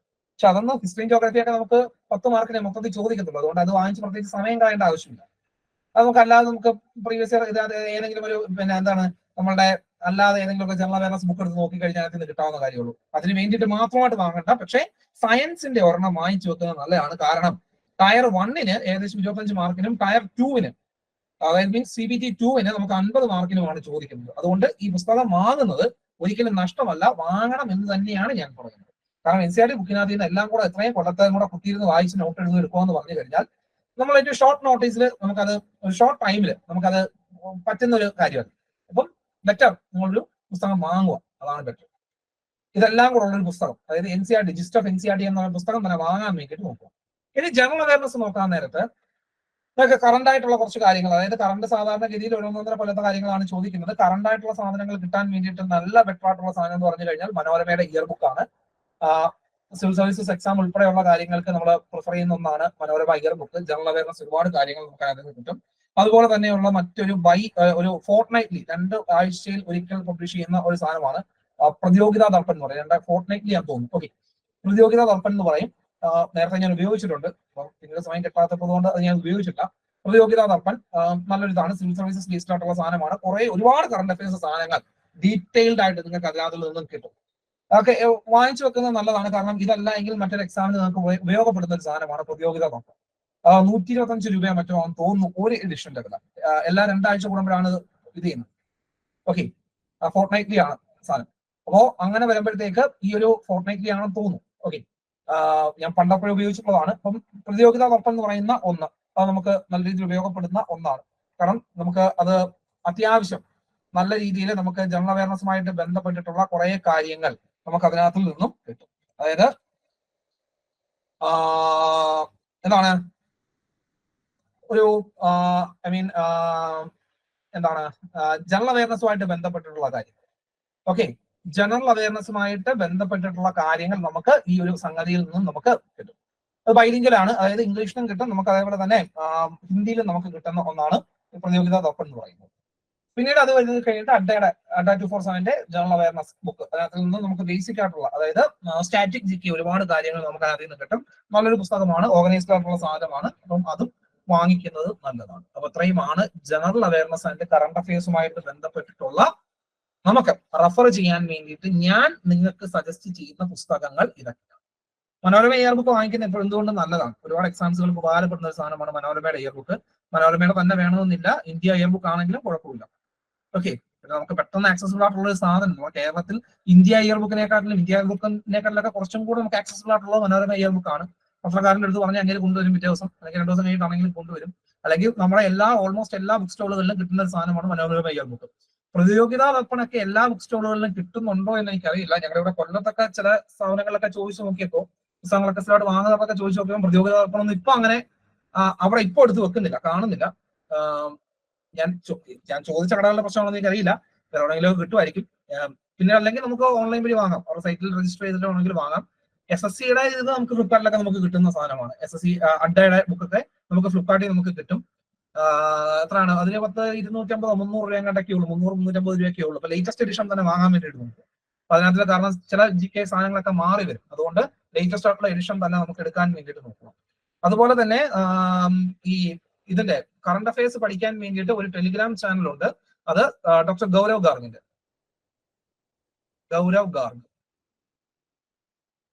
കാരണം അഡ്ഡയുടെ ഇത് ഞാൻ പറയാത്തത്, അതായത് എന്തായിരുന്നു ഈ കറണ്ട് അഫയേഴ്സ് ഞാൻ ഇത് ചെയ്യാത്തത്, അതെല്ലാം കൂടെ അവിയൽ പരുവത്തിൽ കിടക്കുവാണ് അഡ്ഡയുടെ. അവരുടെ ഫ്രീ ആയിട്ട് നമുക്ക് കിട്ടും, പക്ഷെ അതെല്ലാം കൂടെ അവിയൽ പരുവത്തിൽ കിടക്കുന്നത് കൊണ്ടാണ് ഞാൻ എന്തായിരുന്നു അഡ്ഡയുടെ വലുതായിട്ട് നിങ്ങൾക്ക് ഞാൻ റെക്കമെൻഡ് ചെയ്യാത്തത്. കാരണം ഞാൻ പഠിപ്പിക്കാൻ നിൽക്കുന്ന സമയത്തൊക്കെ ആണെങ്കിലും ചിലപ്പോൾ ഭയങ്കരമായിട്ട് ബുദ്ധിമുട്ട് വന്നിട്ടുള്ള ഒരു കാര്യമാണ് അഡ്ഡയുടെ സാധനം. കാരണം ചിലപ്പോൾ നമുക്ക് കിട്ടുന്നത് ബാങ്കിങ്ങുമായിട്ട് ബന്ധപ്പെട്ടുള്ള കാര്യങ്ങളായിരിക്കും കൂടുതൽ കിട്ടുന്നത്. പക്ഷെ നമുക്ക് SSC എക്സാമിന് ഒരു സ്ട്രക്ചറായിട്ട് കിട്ടണമെങ്കിൽ കുറച്ചും കൂടെ ബെറ്റർ ആയിട്ടുള്ളത് ഗൗരവ് ഗാർഗിന്റെയാണ്. ജസ്റ്റ് ഒന്ന് ഫ്ലിപ്കാർട്ടിൽ ഇതിനകത്ത് ഒന്ന് സെർച്ച് ചെയ്ത് നോക്കിയാൽ മതി, ഗൂഗിളിനകത്ത് സെർച്ച് ചെയ്ത് നോക്കിയാൽ മതി. ഗൗരവ് ഗാർഗ് എന്താണ് ഇതിന്റെ എന്താണ് ഈ കറണ്ട് അഫയേഴ്സ് എന്ന് പറഞ്ഞ് അടിച്ചു കൊടുത്താൽ മതി, നമുക്ക് കിട്ടും. ഗൗരവ് ഗാർഗിന്റെ സ്റ്റഡി ചെയ്യിക്കുന്ന സ്ഥാപനമാണ്. അപ്പൊ ഇത്രയുമാണ് നമുക്ക് പ്രധാനമായിട്ടും ആവശ്യമുള്ള പുസ്തകങ്ങളെ കുറിച്ച് നമ്മൾ പറഞ്ഞു. ഓക്കെ, അപ്പോ ഇത്രയുമാണ് നമുക്ക് ഇതിനെക്കുറിച്ച്, എക്സാമിനെ കുറിച്ച് ബേസിക് ആയിട്ടുള്ള കാര്യങ്ങൾ, എക്സാമിനുള്ള ബേസിക് ആയിട്ടുള്ള പ്രിപ്പറേഷൻ സ്ട്രാറ്റജീസ് കാര്യങ്ങൾ. അപ്പം പ്രിപ്പറേഷൻസ് ഒക്കെ തുടങ്ങാത്ത ആൾക്കാർ എത്രയും തന്നെ പ്രിപ്പറേഷൻസ് തുടങ്ങുക, ഓരോ സബ്ജക്റ്റിനും സെപ്പറേറ്റ് ആയിട്ടുള്ള പുസ്തകങ്ങൾ വെക്കുക. ഓക്കെ, പഠിക്കുന്ന കാര്യങ്ങളൊക്കെ കൃത്യമായിട്ട് ഒന്ന് നോട്ട് ചെയ്ത് വെച്ചേക്കുക, കൃത്യമായിട്ട് ഡോക്യുമെന്റ് ചെയ്ത് വെച്ചേക്കുക. ഡെയിലി നമ്മൾ പഠിക്കുന്ന കാര്യങ്ങൾ പിറ്റേന്ന് ഒന്നും കൂടെ, അല്ലെങ്കിൽ ആഴ്ചയിൽ ഒരിക്കലെങ്കിലും നമ്മളൊന്ന് വീണ്ടും വീണ്ടും വീണ്ടും നമ്മളൊന്ന് എന്തായിരുന്നു റിവൈസ് ചെയ്യാൻ വേണ്ടിയിട്ട് നോക്കുക. നമ്മുടെ ക്ലാസ്സുകൾ ഒക്കെ ഓൾറെഡി നമുക്ക് ഇപ്പോൾ ആരംഭിക്കും, ഓഫ്ലൈൻ ക്ലാസ്സുകളും കാര്യങ്ങളൊക്കെ ആരംഭിക്കും. അതിനെക്കുറിച്ചുള്ള ഡീറ്റെയിൽസ് നമുക്ക് അവിടെ ഓഫീസിൽ വിളിച്ച് ചോദിച്ചാൽ നിങ്ങൾക്ക് അറിയാൻ വേണ്ടിയിട്ട് പറ്റും. ഓൺലൈൻ ബാച്ചുകളെ കുറിച്ചാണെങ്കിലും ഓഫ്ലൈൻ ബാച്ചുകളെ കുറിച്ചാണെങ്കിലും ഓഫീസിൽ നമുക്ക് കിട്ടിയിരിക്കുന്ന നമ്പറിനകത്ത്, നമ്മുടെ ആഡിനകത്തിൽ കാണുന്ന നമ്പറിൽ വിളിച്ച് ചോദിച്ചാൽ ഡീറ്റെയിൽഡ് കാര്യങ്ങൾ നിങ്ങൾക്ക് അവിടെ നിന്ന് പറഞ്ഞു തരും. ഓക്കെ, അപ്പോ അത്രയും ഇമ്പോർട്ടന്റ് ആയിട്ടുള്ള ഒരു എക്സാം ആണ്. അതുകൊണ്ട് തന്നെ ഒരു സെൽഫ് സ്റ്റഡി എന്നതിനും ഉപരിയായിട്ട് ഒരു മെന്ററിന്റെ ഹെൽപ്പോട് കൂടിയിട്ട് ഒരു സ്ഥാപനത്തിൽ, അതായത് ഒരു കോച്ചിങ് ഇൻസ്റ്റിറ്റ്യൂട്ടിൽ ചെയ്യുന്നതായിരിക്കും എന്തുകൊണ്ടും ബെറ്റർ. കാരണം നമ്മൾ സെൽഫ് സ്റ്റഡി ചെയ്യുമ്പോഴത്തേക്ക് പല പ്രശ്നങ്ങൾ വരും. കാരണം ഒരു കോൺസെൻട്രേഷനോ കാര്യങ്ങളോ ഇല്ല, അല്ലെങ്കിൽ നമ്മളെ കൃത്യമായിട്ട് മോണിറ്റർ ചെയ്യാൻ ഒരാളില്ല എങ്കിൽ ഉഴപ്പാൻ വേണ്ടിയിട്ടുള്ള സാധ്യതകൾ കൂടുതലാണ്. അതുകൊണ്ട് തന്നെ എല്ലാവരും അങ്ങനെയാണെന്നല്ല പറയുന്നത്, എന്നാലും ഒരു മെജോറിറ്റിയും അങ്ങനെ ഉഴപ്പാനുള്ള സാധ്യതകളുണ്ട്. അതുകൊണ്ട് തന്നെ ഒരു കോച്ചിങ് ഇൻസ്റ്റിറ്റ്യൂഷൻ കോച്ചിങ് ഇൻസ്റ്റിറ്റ്യൂഷനെ അപ്രോച്ച് ചെയ്യുന്നത് എന്തുകൊണ്ടും നല്ലതാണ്. അതാകുമ്പോഴത്തേക്ക് നിങ്ങളുടെ പ്രിപ്പറേഷനിൽ ഒരു സ്ട്രക്ചേർഡ് ആയിട്ടുള്ള രീതിയിൽ നിങ്ങൾക്ക് പോകും. നിങ്ങളുടെ തെറ്റുകൾ നിങ്ങൾക്ക് കണ്ടുപിടിക്കാൻ വേണ്ടിയിട്ട് അല്ലെങ്കിൽ ചൂണ്ടിക്കാണിക്കാൻ ആളുകൾ കാണും. അതേപോലെ തന്നെ നിങ്ങളുടെ ഡൗട്ട്സ് ക്ലാരിഫൈ ചെയ്യാൻ വേണ്ടിയിട്ട് ഉള്ള ആൾക്കാരും ഉറക്കാണ്. സെൽഫ് സ്റ്റഡിയിൽ പലപ്പോഴും ഇതൊക്കെ നമുക്ക് ലാക്ക് ചെയ്യും. പിന്നെ നമുക്ക് വേണമെങ്കിൽ പഠിച്ചാൽ മതി എന്നുള്ളൊരു ഇതായിരിക്കും നമ്മൾ സെൽഫ് സ്റ്റഡി വരുമ്പോൾ ഉണ്ടാകുന്ന പ്രശ്നങ്ങൾ. അതുകൊണ്ട് എപ്പോഴാണെങ്കിലും ഒരു കോച്ചിങ് ഇൻസ്റ്റിറ്റ്യൂഷൻ നിങ്ങൾ പ്രിഫർ ചെയ്യുന്നത് എന്തുകൊണ്ടും നല്ലതാണ്. ഒരു ഗോൾഡൻ ഓപ്പർച്യൂണിറ്റിയാണ് നമുക്ക് വന്നേക്കുന്നത്. അന്ന് നല്ല രീതിയിൽ ഒന്ന് ആഞ്ഞു പിടിച്ചു കഴിഞ്ഞാൽ നമുക്ക് സുഖമായിട്ട് ALP നമുക്ക് കിട്ടും. അതിനകത്തുള്ള സാലറി ഒക്കെ നല്ല അലവൻസും കാര്യങ്ങളൊക്കെ നോക്കുമ്പോഴത്തേക്ക് നമുക്ക് നല്ല സ്റ്റാർട്ടിങ്ങിൽ തന്നെ നല്ലൊരു എമൗണ്ട് കിട്ടും. LP ഒക്കെ ആകുമ്പോഴത്തേക്ക് തന്നെ 5 കൊല്ലം കൊണ്ട് നമുക്ക് സാലറി ഏകദേശം 1 ലക്ഷത്തിന് മുകളിലോട്ടൊക്കെ പോകും. പിന്നെ ഓരോ വർഷവും ഇപ്പം ഇതിന്റെ ഓരോ പേ സ്കെയിൽ റിവൈസ് ചെയ്യുമ്പോഴത്തേക്ക് അതിനനുസരിച്ച് നമുക്ക് മാറും. അതുകൊണ്ട് പിന്നീട് നമുക്ക് ഇതിനകത്ത് എന്തെങ്കിലുമൊക്കെ ശാരീരികമായിട്ടുള്ള അവസ്ഥകൾ, അതായത് LP ആയിട്ട് കയറിയതിനു ശേഷം എന്തെങ്കിലുമൊക്കെ പ്രശ്നങ്ങൾ ഉണ്ടാകുന്നുണ്ടെങ്കിൽ, ഏത് ഹെൽത്ത് ഇഷ്യൂസ് എല്ലാം ഉണ്ടെങ്കിൽ നമുക്ക് വേറെ എന്തെങ്കിലുമൊക്കെ തലവേദന ഇല്ലാത്ത ഡിപ്പാർട്ട്മെന്റുകളിലേക്ക് നമുക്ക് മാറാം. അങ്ങനെയൊക്കെയുള്ള പല ബെനിഫിറ്റുകളും കാര്യങ്ങളൊക്കെ ഉണ്ട്. അലവൻസ് കാര്യങ്ങൾ, പിന്നീട് ഒരു റെയിൽവേ എന്ന് പറയുന്ന ആ ഒരു ഓർഗനൈസേഷൻ തരുന്ന ഒരു ഒരു സെക്യൂരിറ്റി ഉണ്ട്. അങ്ങനെയൊക്കെയുള്ള പല കാര്യങ്ങൾ നമുക്ക് ഈ ഒരു ജോബിൽ നിന്ന് നമുക്ക് അവൈലബിൾ ആണ്. അതുകൊണ്ട് നമ്മുടെ മുമ്പിലുള്ള എക്സാം എന്ന് വരും എന്നുള്ള കാര്യത്തിൽ ഡീറ്റെയിൽഡ് ആയിട്ടില്ല. ജസ്റ്റ് നമുക്ക് നോട്ടിഫിക്കേഷൻ മാത്രമേ നമുക്ക് വന്നിട്ടുള്ളൂ. അതുകൊണ്ട് തന്നെ നമുക്കിനി എക്സാം എപ്പോൾ വേണമെങ്കിലും പ്രതീക്ഷിക്കാം. മിക്കവാറും എക്സാംസ് നടക്കാൻ സാധ്യത 2024 ജനറൽ ഇലക്ഷന് ശേഷം ആയിരിക്കാനാണ് മിക്കവാറും സാധ്യത. നോക്കിയിട്ട് അങ്ങനെയാണ് കാണുന്നത്. പക്ഷെ അതൊന്നും നോക്കിക്കൊണ്ടിരിക്കേണ്ട. നോട്ടിഫിക്കേഷൻ വന്നു, പഠിച്ചു തുടങ്ങും. ഇതുവരായിട്ടും പഠിച്ചിട്ടില്ലാത്ത പിള്ളേരാണ് എങ്കിൽ നിങ്ങൾ പഠിച്ചു തുടങ്ങിയേ പറ്റത്തുള്ളൂ. കാരണം നമുക്ക് മുമ്പിൽ ഇതിനേക്കാളിലും പെട്ടെന്ന് ക്രാക്ക് ചെയ്യാൻ പറ്റുന്ന മറ്റൊരു എക്സാം നമുക്ക് ഇനി വരാനില്ല. നല്ല രീതിയിൽ ഒന്ന് ആഞ്ഞു പിടിച്ചു കഴിഞ്ഞാൽ നമ്മുടെ കയ്യിൽ ഈ സാധനം നിൽക്കും. നമുക്ക് ഈ എക്സാം നമുക്ക് ക്ലിയർ ചെയ്യാൻ പറ്റും. ഒരു ഡീസന്റ് ആയിട്ടൊരു ജോബ് നമ്മുടെ കയ്യിൽ ഇരിക്കുകയും ചെയ്യും. അതുകൊണ്ട് കുഴപ്പും കാര്യങ്ങളും ഒക്കെ മാറ്റി വെക്കുക, പ്രിപ്പയർ ചെയ്തു തുടങ്ങും. ആർക്കെങ്കിലും എന്തെങ്കിലും ഡൗട്ടോ കാര്യങ്ങളോ ഉണ്ടെങ്കിൽ ചോദിക്കാം. ആർക്കെങ്കിലും എന്തെങ്കിലും ഡൗട്ടോ കാര്യങ്ങളോ ഒക്കെ ഉണ്ട് എങ്കിൽ ചോദിക്കാം. ഈ പറഞ്ഞ കാര്യങ്ങളൊക്കെ നിങ്ങൾക്ക് ബെനിഫിഷ്യൽ ആയോ, ഉപകാരപ്പെട്ടോ നിങ്ങൾക്ക്? ഞാൻ ഈ പറഞ്ഞ കാര്യങ്ങൾ, എക്സാമിനെ കുറിച്ചുള്ള പാറ്റേണിനെ കുറിച്ചുള്ള കാര്യങ്ങൾ ഇതെല്ലാം നിങ്ങൾക്ക് ക്ലിയർ ആണോ? സാർ ഒരു ഡൗട്ട് ഉണ്ടായിരുന്നു. ചോദിച്ചോ. നമ്മള് അപ്ലൈ ചെയ്യുമ്പോ ഏത് റീജിയൻ വെച്ചിട്ടാ കൊടുക്കുക? നമ്മളിപ്പോ വേക്കൻസി അനുസരിച്ച് നോക്കുമ്പോ വേക്കൻസി നമുക്ക് ഡീറ്റെയിൽഡ് ആയിട്ട് അത് നോക്കിയിട്ട്, വേക്കൻസി എന്ന് പറഞ്ഞു കഴിഞ്ഞാൽ പൊതുവേ നമുക്ക് സൗത്ത് ഇന്ത്യയിൽ തന്നെ കിടക്കുന്നതായിരിക്കും ബെറ്റർ. പിന്നെ നമുക്കതിനകത്ത് വേക്കൻസിയുടെ ഡീറ്റെയിൽസ് നമുക്ക് ആ ഒരു ആപ്ലിക്കേഷൻ നോക്കുമ്പോഴത്തേക്ക് എന്റെ കൃത്യമായിട്ട് ഇപ്പോഴത്തുള്ള വേക്കൻസിയുടെ ഡീറ്റെയിൽസ് എന്റെ കയ്യിൽ പോയില്ല. നമുക്ക് നോക്കുന്ന ഏറ്റവും കൂടുതൽ വേക്കൻസി ഉള്ള കാര്യം നോക്കുക. കാരണം വെച്ചാൽ ഇതിനകത്ത് പ്രീവിയസ് ഇയർ അപ്പോയിന്റ്മെന്റും കാര്യങ്ങളും നമുക്ക് നോക്കേണ്ട കാര്യമില്ല. കാരണം അപ്പോയിന്റ്മെന്റ് ഇപ്പം സപ്ലിമെന്ററി ലിസ്റ്റിൽ നിന്ന് ഉൾപ്പെടെ ആൾക്കാരെ എടുത്തിട്ടുണ്ട്. ഇപ്പൊ ലേറ്റസ്റ്റ് ആയിട്ട് വന്നിട്ടുള്ള ഇത് വിളിച്ചു വെച്ചപ്പോൾ ഞാൻ അന്വേഷിച്ചപ്പോൾ പറഞ്ഞത് സപ്ലിമെന്ററി ലിസ്റ്റിൽ നിന്ന് ഉൾപ്പെടെ ആൾക്കാരെ അതിൽ നിന്ന് എടുത്തിട്ടുണ്ട്. അതുകൊണ്ട് നമ്മൾ ലിസ്റ്റിൽ പെട്ട് കഴിഞ്ഞാൽ നമുക്ക് എപ്പോഴാണെങ്കിലും നമുക്ക് ജോലി ഉറപ്പാണെന്നുള്ള കാര്യം ഉറപ്പാണ്. അപ്പൊ അതുകൊണ്ട് നമുക്ക് കൂടുതൽ വേക്കൻസി വരുന്ന കാലത്തേക്ക് നമ്മൾ നോക്കുക. പിന്നെ കട്ട് ഓഫും കാര്യങ്ങളും ഒക്കെ നമ്മൾ പ്രത്യേകിച്ച് നോക്കേണ്ട കാര്യമില്ല. കാരണം ഡിപ്പെൻസ് അപ്പോൾ ഓരോ വർഷത്തെയും പരീക്ഷ അനുസരിച്ചിട്ട് നമുക്ക് ഈ ഇത് വരും, മാറി വരും. നമ്മുടെ കട്ട് ഓഫും കാര്യങ്ങളൊക്കെ മാറും. അതുകൊണ്ട് പ്രീവിയസ് ഇയർ കട്ട് ഓഫ് നോക്കിയിട്ട് വെക്കാൻ നിൽക്കേണ്ട, വേക്കൻസി നോക്കിയിട്ട് അങ്ങ് വെക്കാൻ നിന്നാൽ മതി. Okay sir. നോർത്ത് RRB കൊടുത്താൽ നല്ലതാണോ എന്ന് ചോദിച്ചു കഴിഞ്ഞാൽ പ്രശ്നങ്ങളോ കാര്യങ്ങളോ ഒന്നുമില്ല. പക്ഷെ അവിടെ ചെന്ന് കിടക്കേണ്ടി വരും. അവിടെ തന്നെ നമുക്ക് ചെന്ന് കിടക്കേണ്ടി വരും. നോർത്തിൽ തന്നെ കിടക്കേണ്ടി വരും. പിന്നീട് പെട്ടെന്ന് അങ്ങനെ ലീവ് കിട്ടുന്ന ഒരു ജോബ് അല്ല ഈ ALP എന്ന് പറയുന്നത്. അപ്പം ആ കാര്യങ്ങളെല്ലാം നോക്കിയിട്ട് വേണം ഇത് ചെയ്യാൻ വേണ്ടിയിട്ട്. സൗത്തിലൊക്കെ ആകുമ്പോഴത്തേക്ക് നല്ല രീതിയിൽ നല്ല കുറച്ചും കൂടെ ഇതാണ്. ടെക്നിക്കൽ ക്വസ്റ്റ്യന് സെപ്പറേറ്റ് ആയിട്ടുള്ള, അതായത് നമുക്ക് ടെക്നിക്കൽ ക്വസ്റ്റ്യൻസ് വരുമ്പോഴത്തേക്ക് നമ്മൾ ITA ലെവലിലുള്ള ടെക്നിക്കൽ ക്വസ്റ്റ്യൻസ് കിട്ടും. അല്ലെങ്കിൽ അതുമായിട്ട് ബന്ധപ്പെട്ടിട്ടുള്ള ബുക്കുകൾ നമുക്ക് കിട്ടും. നിങ്ങളുടെ ട്രേഡിനനുസരിച്ച്, ഇലക്ട്രിക്കൽ ആണെങ്കിൽ ഇലക്ട്രിക്കൽ, മെക്കാനിക്കൽ ആണെങ്കിൽ മെക്കാനിക്കൽ, അതിനനുസരിച്ചിട്ടുള്ള സാധനങ്ങൾ നിങ്ങൾക്ക് കിട്ടും. ITA ലെവലിലുള്ള ബുക്കുകൾ നിങ്ങൾക്ക് കിട്ടും. അപ്പൊ അത് മതിയാകും. അതാണ് നമുക്ക് അതിനകത്ത് വേണ്ട. CBT 2ന്റെ, അതായത് ടയർ ഇതിന്റെ കാര്യമാണ് ഞാൻ പറഞ്ഞത്. അതായത് ടെക്നിക്കൽ അതായത് പാർട്ട് ബി, CBT 2 പാർട്ട് ബിക്ക് നിങ്ങളുടെ ട്രേഡ് ഏതാണോ ആ ട്രേഡുമായിട്ട് ബന്ധപ്പെട്ടിട്ടുള്ള ITA ലെവലിലുള്ള എക്സാംസിന്റെ പുസ്തകങ്ങൾ നിങ്ങൾക്ക് കിട്ടും. അത് നോക്കുന്നതാണ് പറ്റും. വെക്ടർ ഫോർ സൗത്ത് ബാംഗ്ലൂർ കുഴപ്പമില്ല, നല്ല ഇതാണ്. സെക്കന്ദരാബാദ് വലിയ പ്രശ്നമില്ല. തിരുവനന്തപുരത്ത് പൊതുവെ വേക്കൻസികൾ കുറവാണ്. പിന്നെ ചെന്നൈ റീജിയൻസും വലിയ പ്രശ്നമില്ല. ചെന്നൈയൊക്കെ വലിയ റീജിയനാണ്. ചെന്നൈ റീജിയനൊക്കെ അത്യാവശ്യം വലിയ റീജിയനാണ്. പിന്നെ ഇതിനകത്തില് എക്സാം നടന്നു കഴിഞ്ഞ് നമുക്ക് എന്തായാലും നിയമനം നമുക്ക് എന്തായാലും നമ്മൾ ലിസ്റ്റിൽ പെട്ട് കഴിഞ്ഞാൽ നിയമനം നമുക്ക് കിട്ടുമെന്ന് ഉറപ്പാണ്. ഉടനെ നമുക്ക് ഒരു ഷോർട്ട് പീരീഡിൽ നമുക്ക് കിട്ടത്തില്ലെങ്കിലും ആ റാങ്ക് ലിസ്റ്റ് എന്തായാലും അവിടെ കിടക്കും. നമ്മളെ മിക്കവാറും ഓൾമോസ്റ്റ് എല്ലാ ആൾക്കാരെയും എടുക്കും. കാരണം വെച്ചാൽ ALPക്ക് നല്ല വേക്കൻസി കിട്ടിയവന്മാരെല്ലാം ഇട്ടിട്ട് പോവുക. അതുകൊണ്ട് തന്നെ ആൾക്കാരെ ഒരിക്കലും ആ ലിസ്റ്റിനകത്ത് നിന്ന് ആരെയും എടുക്കാതിരിക്കത്തില്ല. ലിസ്റ്റ് വന്നിട്ടുള്ള ഓൾമോസ്റ്റ് എല്ലാ ആൾക്കാരെയും എടുക്കും. ഇപ്പം ടെക്നീഷ്യൻ തന്നെ അവിടുന്ന് സപ്ലിമെന്ററി ലിസ്റ്റിൽ നിന്നും റിസർവ് ലിസ്റ്റിൽ നിന്നും ആളെ എടുത്തിട്ടുണ്ടെന്നാണ് ഞാൻ ഫ്രണ്ടിന്റെ അടുത്ത് സംസാരിച്ചപ്പോൾ പറഞ്ഞത്. ഓക്കെ, ഇനി ആർക്കെങ്കിലും എന്തെങ്കിലും ഡൗട്ട് ഉണ്ടോ പ്രിപ്പറേഷൻസിനെ കുറിച്ചോ അല്ലെങ്കിൽ എന്തെങ്കിലും കുറിച്ചോ? കിട്ടുന്നവന്മാരൊക്കെ ഇട്ടിട്ട് പോവുകയാണ്. തീർച്ചയായിട്ടും. കാരണം വെച്ചാൽ ഒന്നെന്ന് പറഞ്ഞാൽ ഒരു വർക്ക് പ്രഷർ ഉണ്ട്, അത് ഇല്ലാന്ന് ഞാൻ പറയുന്നില്ല. റെയിൽവേസ് എന്ന് പറയുമ്പോൾ തന്നെ അത്യാവശ്യം വർക്ക് പ്രഷർ ഉണ്ട്. പക്ഷെ അത് കിട്ടുന്ന ഒരു ഇതുണ്ട്, ഒരു സേഫ്റ്റി എന്ന് പറയുന്ന ഒരു സാധനമുണ്ട്. അതായത് നമ്മുടെ കുടുംബത്തിനും മറ്റും കിട്ടുന്ന ഒരു സേഫ്റ്റി ഉണ്ട്. അതായത് നമ്മുടെ മെഡിക്കൽ ആണെങ്കിലും അങ്ങനെയുള്ള കാര്യങ്ങളാണെങ്കിലും അങ്ങനെ കിട്ടുന്ന കുറെ സേഫ്റ്റീസും കാര്യങ്ങളും ഒക്കെ ഉണ്ട്. പിന്നെ മറ്റൊരു ഇടത്തും കിട്ടാത്ത അലവൻസുകളും കാര്യങ്ങളുമാണ് റെയിൽവേസിൽ നമുക്ക് കിട്ടുന്നത്. കാരണം വെച്ചാൽ കുറച്ച് റിസ്കി ജോബ് ആയതുകൊണ്ട്. ഓക്കെ, ഇനി ആർക്കെങ്കിലും എന്തെങ്കിലും ഡൗട്ട്, ഏതെങ്കിലും ഒന്നിനെ കുറിച്ച്? ഈ ഒരു സെഷൻ എല്ലാവർക്കും ഉപകാരപ്പെട്ടോ? ഓക്കെ, പഠിപ്പിച്ച കാര്യങ്ങളൊക്കെ എല്ലാവർക്കും, അല്ലെങ്കിൽ നമ്മൾ ഡിസ്കസ് ചെയ്ത കാര്യങ്ങളൊക്കെ എല്ലാവർക്കും ഉപകാരപ്പെട്ടോ? അതായത് കുറെ ആൾക്കാരെ ഞാൻ ക്ലാസ്സുകളിൽ കണ്ടിട്ടില്ല. പുതിയ ആൾക്കാരായിരിക്കും. അതായത് ഈ വെബിനാറിന് പങ്കെടുക്കാൻ വന്ന ആൾക്കാരായിരിക്കാം. പരിചയമുള്ള കുറച്ച് ആൾക്കാർ മാത്രമേ ഉള്ളൂ. അതായത് എന്റെ റെഗുലർ സ്റ്റുഡൻസ് ആയിട്ടുള്ള ആൾക്കാരുണ്ട്. അതേപോലെ തന്നെ സ്റ്റുഡൻസ് ആയിട്ട് കണ്ടിട്ടില്ല. അതായത് ഔട്ട്സൈഡേഴ്സ്, അതായത് വെബിനാറിൽ അറ്റൻഡ് ചെയ്യാൻ വന്ന ആൾക്കാരുണ്ട്. Okay, anyway nice to meet you all. എന്റെ പിള്ളേരെ പിന്നെ ഞാൻ എല്ലാ ആഴ്ചയും കാണുന്നതാണ്. അവരോട് എല്ലാ ആഴ്ചയും കിടന്ന് അവരോട് സംസാരിക്കുന്നതാണ്.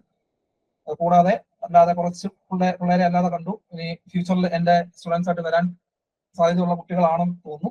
ഓക്കെ, എന്തായാലും നല്ല കാര്യം, കണ്ടതിന് സന്തോഷം. നിങ്ങളുമായിട്ട് കുറെ കാര്യങ്ങളൊക്കെ സംസാരിക്കാൻ സാധിച്ചതിനും അതിലും ഏറെ സന്തോഷം. കുറച്ച് ഇതിലൊക്കെങ്കിലും സംശയങ്ങൾ തീർത്തു കൊടുക്കാൻ സാധിച്ചിട്ടുണ്ടെങ്കിൽ അത്രയും അതും സന്തോഷം. അപ്പോൾ നമ്മുടെ ഫ്രണ്ടിലുള്ള കാര്യങ്ങൾ അത്രയും നോക്കുക. നമുക്ക് മുമ്പിൽ ഒരു നല്ലൊരു ഓപ്പർച്യൂണിറ്റി ഇപ്പം വന്നു. വേക്കൻസികൾ ഇനിയും കൂടുമെന്നാണ് അറിഞ്ഞ വിവരങ്ങൾ. അപ്പോ വേക്കൻസികൾ കൂടട്ടെ. നമുക്ക് OBC സർട്ടിഫിക്കറ്റ് നമുക്ക് അക്ഷയ വഴി ഡിജിറ്റലാണ്. ഡിജിറ്റൽ സൈൻ ഡോക്യുമെന്റ് പറ്റൂടാ. ഡിജിറ്റൽ സൈൻ ഡോക്യുമെന്റ്, കാരണം ഇപ്പൊ എല്ലാം ഡിജിറ്റൽ സൈൻ ഡോക്യുമെന്റ് ആക്കിയിട്ടുണ്ട്. അതുകൊണ്ട് പ്രശ്നമില്ല. അത് അവര് സെൻട്രൽ ഗവൺമെന്റ് ഫോർമാറ്റിൽ തന്നെയാണ്. പിന്നീട് പറയണം OBC NCL സർട്ടിഫിക്കറ്റ് വാങ്ങുമ്പോഴത്തേക്ക് OBC NCL ആണെങ്കിലും SC ST ആണെങ്കിലും സെൻട്രൽ ഗവൺമെന്റിന് വേണ്ടിയിട്ടുള്ള ജോബിന് വേണ്ടിയിട്ടുള്ളതാണെന്ന് പ്രത്യേകം പറയണം. അപ്പൊ അത് തരേണ്ടത് തഹസിൽദാർ ഓഫീസിൽ നിന്നാണ് നമുക്ക് തരേണ്ടത്. നിങ്ങൾ EWS ആണെങ്കിലും OBC നോൺ ക്രിമിനൽ സർട്ടിഫിക്കറ്റ് ആണെങ്കിലും SC/ST സർട്ടിഫിക്കറ്റ് ആണെങ്കിലും അത് എന്താണ് സെൻട്രൽ ഗവൺമെന്റ് ജോബുകൾക്ക് ആയതുകൊണ്ട് തഹസിൽദാർ ഓഫീസിൽ താലൂക്ക് ഓഫീസിൽ നിന്നാണ് നമുക്ക് ഇത് ചെയ്യേണ്ടത്. അപ്പോ അത് പ്രത്യേകം അക്ഷയിൽ പറഞ്ഞു. ഏജ് ലിമിറ്റ് പറഞ്ഞില്ലേ, ജനറൽ കാറ്റഗറി ആണെങ്കിൽ 30 വയസ്സ് വരെ. ഓക്കെ, അത് SC/ST ആണെങ്കിൽ +5 കിട്ടും, OBC ആണെങ്കിൽ +3. പിന്നീട് എക്സ് സർവീസ്മാൻമാരാണെങ്കിൽ അവരുടെ ഡിസ്ചാർജ് അനുസരിച്ചിട്ടിരിക്കും. ഓക്കെ, അങ്ങനെയാണെങ്കിൽ നമുക്ക് ഈ ഒരു സെഷൻ വൈൻഡപ്പ് ചെയ്യാം. വേറെ സംശയവും കാര്യങ്ങളൊന്നും ആർക്കില്ലല്ലോ. ഓക്കെ, അപ്പം എന്തായാലും പറ്റുന്നവർ എത്രയും തന്നെ ക്ലാസ്സുകൾക്ക് ജോയിൻ ചെയ്യുക. തന്നെ പഠിക്കാൻ വേണ്ടിയിട്ടിരിക്കുന്നതിനെക്കാട്ടിലും കുറച്ചും കൂടെ ബെറ്റർ ആണ് ഒരു മെന്ററിന്റെ ഹെൽപ്പോട് കൂടിയിട്ട് നിങ്ങൾ പഠിക്കുന്നത്. ഓക്കെ, അപ്പോ ഇനിയും നമ്മുടെ ക്ലാസ്സുകളിൽ നിങ്ങൾ ജോയിൻ ചെയ്യുന്നവരുണ്ടെങ്കിൽ നമുക്ക് ക്ലാസ്സുകളിൽ വെച്ച് വീണ്ടും കാണാം. അതല്ല എങ്കിൽ എവിടെയെങ്കിലും ഒക്കെ വെച്ചിട്ട് നമുക്ക് കാണാം. ഓക്കെ, അപ്പം ചിലപ്പോ റെയിൽവേസിൽ ചിലപ്പോൾ നാളെ നിങ്ങൾ ALP ഒക്കെ കാണും, ALP ഒക്കെ ആയിട്ടായിരിക്കും ചിലപ്പോൾ നിങ്ങളെ കാണുന്നത്. എന്തായാലും അങ്ങനെ തന്നെ കാണട്ടെ. ALP അല്ലെങ്കിൽ വേറെ ഏതെങ്കിലും ഒക്കെ, ഐ മീൻ റെയിൽവേയിൽ തന്നെ എഞ്ചിനീയേഴ്സ് ആയിട്ടോ ALP ആയിട്ടോ RPF-ലോ എങ്ങനെയാണെന്ന് വെച്ചാൽ അങ്ങനെയൊക്കെയുള്ള നല്ല പോസ്റ്റുകളിൽ നിങ്ങളെ ഓരോരുത്തരെയും കാണാൻ നാളെ സാധിക്കട്ടെ എന്ന് പ്രാർത്ഥിക്കുന്നു. അപ്പൊ ശരി, നമുക്ക് ക്ലാസ്സുകൾ വൈൻഡപ്പ് ചെയ്യാം, നമ്മുടെ സെഷൻ വൈൻഡപ്പ് ചെയ്യാം. ലീവ് ചെയ്തോളൂ. Happy to see all.